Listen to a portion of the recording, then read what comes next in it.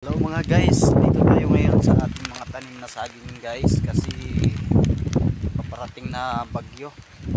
Ayan yung mga tanim ko na saging guys ay gagawa tayo dito ng paraan guys para hindi to sila masira kasi guys ang lalaki na nila guys. Ayan gagawa tayo ng paraan para hindi to matumba. Kaya ang gagawin lang natin mga guys ay babawasan lang natin to ng mga dahon para yan.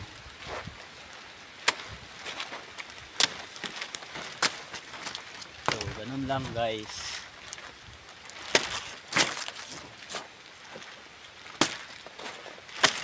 So, babawasan lang natin guys ng mga dahon para hindi sila matumba kung sakali man ay lumakas yung hangin ng bagyo. Kasi ayan guys, ganyan lang guys ang pag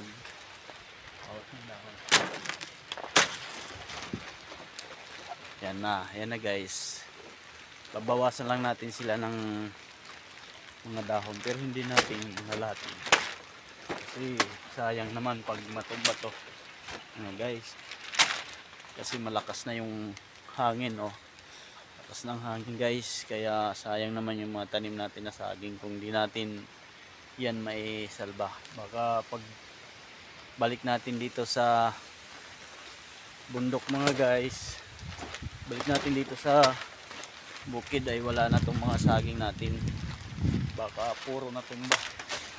Kaya importante guys, kaya importante talaga guys, bawasan natin yung dahon para sakali lang hindi sila matumba. Kasi pag natumba sila guys, sayang yung mga effort natin dyan, di natin yan mapakakinabangan pag natumba yan. Kaya ito lang mga guys yung magandang paraan, yan, magandang paraan para kumbaga sakali man ay may hangin ay hindi sila matumba. Kung may matumba man, hindi sila mauubos matumba kasi binabawasan natin ng para maano sila ng hangin guys. So okay na guys.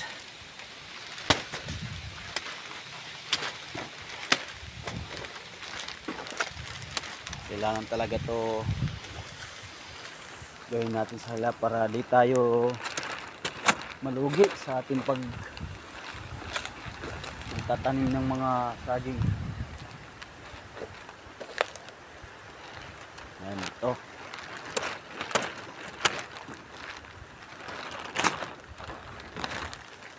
Kasi ang gaganda na nila kita mo guys, ang gaganda ng mga tubo niyan.